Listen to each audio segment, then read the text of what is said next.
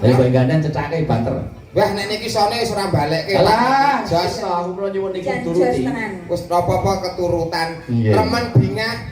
Niki daleme lak sing niki ta Pak? Nggih niki asli niki. Wah, jan daleme wis magrong-magrong kaya ngene, gagah kaya ngene. Wah rada gelo kula bareng ngerti. Gelane Lah ngopo to nek? Usahane lancar ya to. Wedhus. Daleme kaya ngene. Tenan. Kaya ngene piye to? Kaya ngene apike iki wah jan Lah ngopo gelo nek aku gelo? gelo. Lah kok gelo ya ngopo? Ngerti tak kentel rego tenan. sapine 5 lho Mas. Apine weli. Ning tenan. Tak lah kok gendhe kowe lho, Ren. Cek. Nah, ora urip-urip. Oh, guru jalu cekelok nduk nggih. Sing dingendikake Pak Klelur mau, ya to. Iya. Sapine wis manak ping piro mau? 13. Ping 13 kuwi tujune ya sapi ya, Ren. Sapi siji iki Lah, sama ya iso ping nak. 13. Lah, ya tujuh. Kowe wong wis tau manak ping piro? Wah, aku bayangke ngono darane. Wah, Piye? kaya kok sumur kae. Aja kon kaya sumure to. Eh? Sapi siji iso manak ping pinten, Pak? Ping 13. Ping 13 kuwi umpama kowe. Lah aku. Kowe manak ping 13, tak kira kowe wis ora kok berdasteran den. Tenan lho, aku ngono tak sane wis ngene iki. Masya Allah. Lah nek lak anakmu ya akeh, anakmu 6 lho kok ya. Ya ning lumayan. Anak 6 bapake piro? Songo. Sok. Lah ngopo? Bapake Lho, songo. lak kombinasi. Mula sing keri dheweke kupinge jonjing. Nyaduk kae iki selak konangan kok sing gawene kemrungsung. Oh, anak kok nganti iso 6 oh, mbok yo KB apa piye. Anak 6 ki terus kene ngae jeneng ngono ora bingungke. Nek kaya aku lah gampang, anake wong lawas, wong sederhana. Ya. Bojoku ki ndralah metenge apa nglairke Ya. enek ngesor wit bayem ya tak jenengke Tuyem. Oh, tuyem. Lah metu meneh anak Ya, wedok. anak wedok. Laire iki ning ngesor wit jati ya tak jenengke Tuti. Tuti. Sederhana, gampang Ya, sing lah, sing nomor niteni. telu ki? Sing nomor 3, Ya. nglairke ning ngesor wit jeruk. Jenenge sapa rek? Sing nomor 1 lah ngesor wit bayem. Ah, tuyem. Tak jenengke Tuyem. Ya. Sing anak nomor 2 ngesor wit jati, Jati. tak jenengke Tuti. Tuti. Sing Sing nomor anak telu? nomor 3 kuwi laire ning ngesor wit jeruk. Jenenge sapa rek? Oh, dijenenge kono tujer. Kayak ora tak jenengi, aku nek nyeluk mung tak damu kupinge. Ngene ngono. Lah kok terus kok nek kaya kowe anak kok nganti 6 itu nek jenengke iki lho pramu. Sapa Den? Lho, saking Lho Pak. bapak nyun pirsa lho. Lah ya anak 6 ki lak pake songo, nek tak jenengke beda-beda engko pake lho Mary, ya to dikira pilih sih. Nek tak jenengke padha. Wih. Oh. Kabeh iki mbok jenengke. Padha tak jenengke PI. Hah? PI. Yen ngawe anak nomor 1, Ya, le GPI. GPI. Nomor 2. Ya, ROPI. Kene lek gek Pakung. Eh. Ana ki ROPI. PI ya. Iya. Nomor 3. Ya.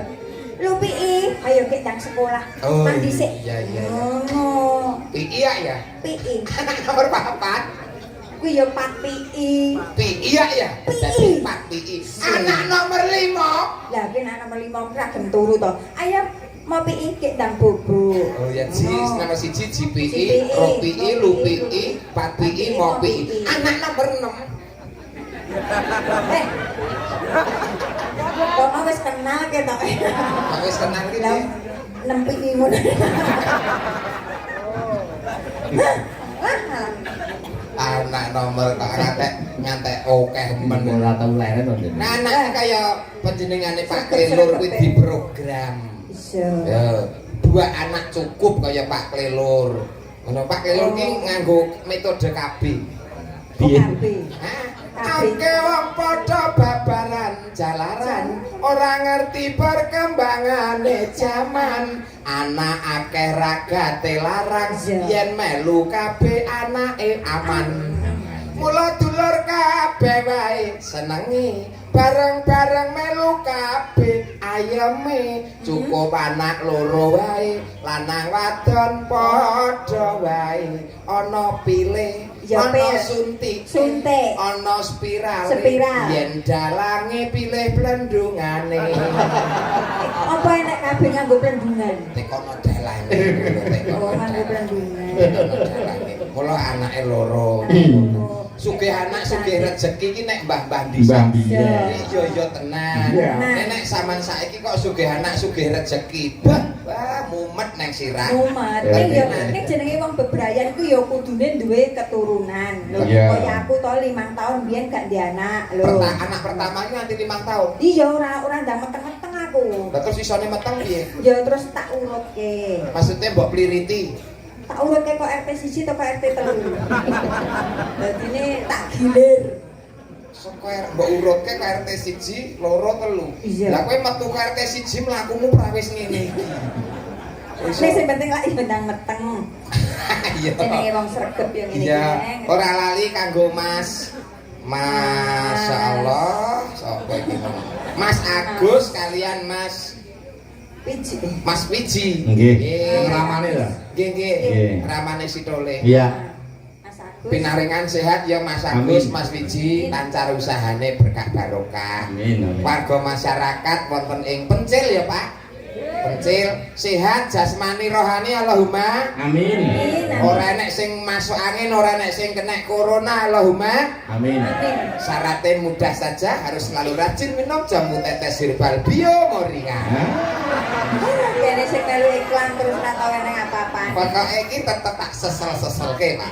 Dungake Mas Gareng. Kaya benika ndonga ngene kowe. Dongo niki Iya. nadar to Pak. Nadar. Nadare Mbah Legino Bapak Nggih. Legino. Nggih sadasana simbah sihat bagas waras, rezeki sing berkah lan barokah. Sok nek anak putuku tetake tak anggape wayang Mas Lelur niki. Kasembadan Kasembadan. kaleksanan ora ana dewa sing mutangke Nggih. utawa jalma sing Nggih. keputangan iki wis sah sampurna Nggih. mergo Mas Kelur sak rombongan wis kepareng gelar kelir wonten mriki wis tegese ora enek utang.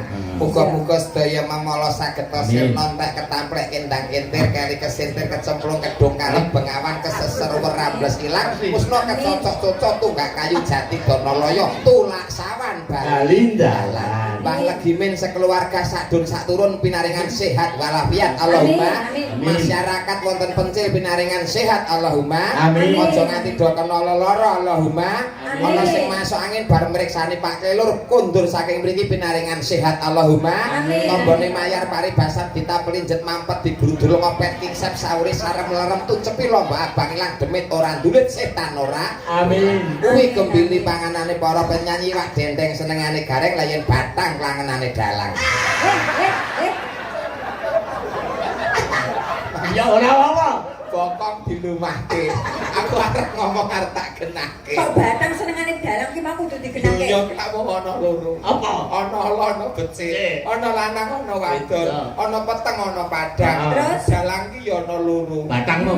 Dalang sing becik lan dalang sing ala. Lah. Yen dalang sing becik ki ya kaya panjenengane Pak Oh Kelur. iya. Ki ngedalke piwulang lewat pakeliran disimak karo penonton intisarine digawa mulih diapresiasikan dalam rumah tangga. Dalam rumah tangga. Kuwi dalang sing hebat Sing kaya hebat Pak kaya Kelur. Pak Kelur. Lah nek Iki sing paling ora pakan- rempelo ati. Lah nek sing pakanane batang mau. Nah sing pakanane badak ki sing ngobok-obok katentreman ana Pencil, sing dalangi sing aja-ajoki, sing arep memecah belah persatuan dan kesatuan warga masyarakat. Kuwi panganane batang ngono Oh, kuwi. iya. Nek sampean hamburger Mas, sampean kena pizza hamburger Nadyan to bar dahar pizza ning keleken sontrot tebu niki pokoke pizza. Hebat nek Mas Kelur iki. Iya. Tenang, Wis Mas. pokoke sik. Langsung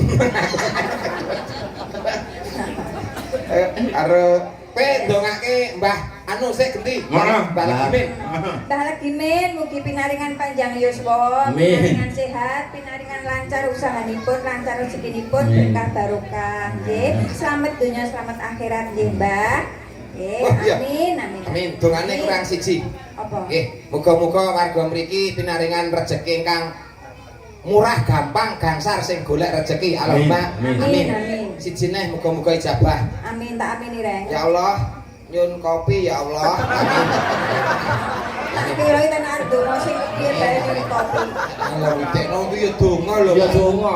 Iya. Kula Wis aja semelang to. Kowe ngono apa ora diparing. Sak kopi lho tenan piye Malaikat piye. terus ngabari Supri. Ya. Amrika langsung kabar-kabar. Wah, sregep kowe. Sregep tenan iki kok. Wah, jan piye. Karo maca ya, Mas. Nggih, nggih. Monggo. Ki dalang Kelur Daryono kula Pak Sriono mantep Etan Kantor Kopti kalangan Sentana Karangdawa yo laku capek gunung botenaken kagem masyarakat Dukuh Karang lan sakitari sekitaripun kamu sambuke Dukuh Karang sekitaripun sugeng midhangetaken sinambi mriksani ringgih palca matur nuwun wassalam hormat kula Sriyana mantap nambah bonus keripik